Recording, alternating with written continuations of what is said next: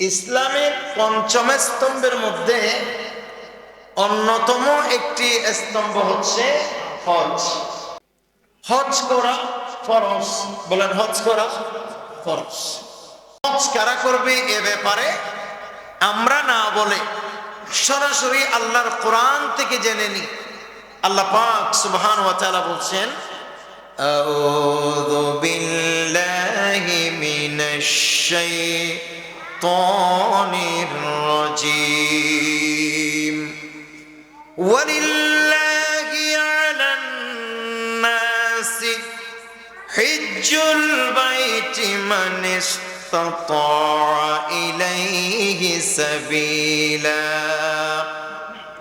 আল্লাহ পাক সুবহানাহু ওয়া তাআলা বলছেন, আল্লাহর ঘরে যাওয়ার জন্য যার সামর্থ্য আছে এবং যাবতীয় খরচপাতি বহন করার মধ্যে যাবতীয় খরচপাতি বহন করার জন্য যার ভিতরে সামর্থ্য আছে, মহান রব্বে কারীম আল্লাহ পাক সুবহানাহু ওয়া তাআলা বলছেন, ওই ব্যক্তি যেন হজ সম্পাদন করে।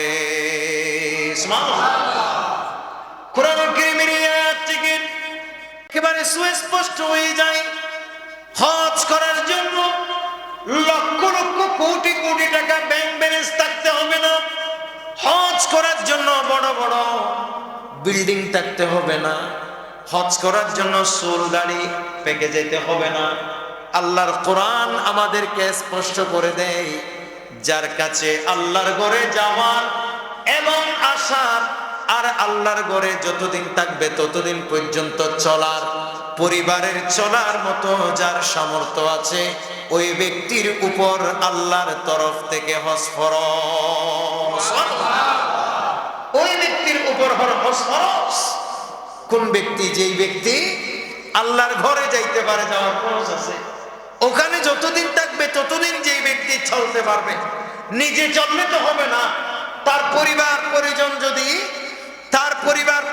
যাদেরকে সে বাংলাদেশে রেখে যাবে, তারা যদি এই বাংলাদেশে সে আসা পর্যন্ত চলার মতো এরকম সামর্থ্য থাকে, তাহলে তার উপর হজ করা কি ফরজ? বলেন, তার উপর হজ করা ফরজ।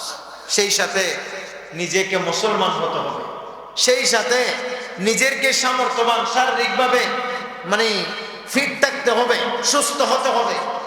তারপরে সেই সাথে কোনো মহিলা যদি হজে যায়, তাহলে তিনি নিজেও যাবেন, তার সাথে আরেকজন মুহরিম, তার সাথে নিজের স্বামী হোক, নিজের একজন ভাই হোক, নিজের একজন বাবা হোক, এরকম মুহরিম যাদেরকে বিয়ে করা তার জন্য হারাম, তাদেরকে বলা হয় মুহরিম। এরকম কে নেবার মতো যেই নারীর যোগ্যতা থাকবে, নিজের খরচ বহন করতে পারবে, তার মুহরিমের খরচ যদি বহন করতে পারে, তাইলে ওই মহিলার উপরেও কি হজ ফরজ। একটু জোরে বলুন না সুবহানাল্লাহ। তাহলে আমাদের দেশে অনেক মানুষ মনে করে হজ করতে অনেক টাকা লাগবে, কমসে কম 2-4 কোটি টাকা থাকতে হবে। আসলে কি সেটা সত্য না মিথ্যা? মিথ্যা। বর্তমানে আপনি হজ করতে হলে কথার কথা যদি আপনার কাছে 8 লাখ টাকা খরচ হয়, তার মানে এই যুগে আপনি হজে যাবেন, হজ থেকে আসা পর্যন্ত আপনার পরিবার এই 1 মাস 1.5 মাস 40 দিন যা আপনি ওখানে থাকবেন, তো ওরা কয়দিনে কয় টাকা আর খাবে? হয়তো তারা 1 লাখ টাকা খাবে, নয়তো তারা 2 লাখ টাকা খাবে। তাহলে মোটামুটি 10 লাখ টাকা যার ভিতরে আছে, যার মধ্যে আছে, বর্তমান জামানায় একজন সুস্থ বিবেকমান মুসলমান যার কাছে অন্ন বস্ত্র বাসস্থান বাদ দিয়ে যার মালিকানায় মোটামুটি 10 লাখ টাকা পরিমাণ যার মালিকানায় থাকবে, ওই ব্যক্তির উপর আল্লাহর তরফ থেকে হজ ফরজ। একটু জোরে বলুন না সুবহানাল্লাহ। ওই ব্যক্তির উপর আল্লাহর তরফ থেকে কি হজ করা কি ফরজ।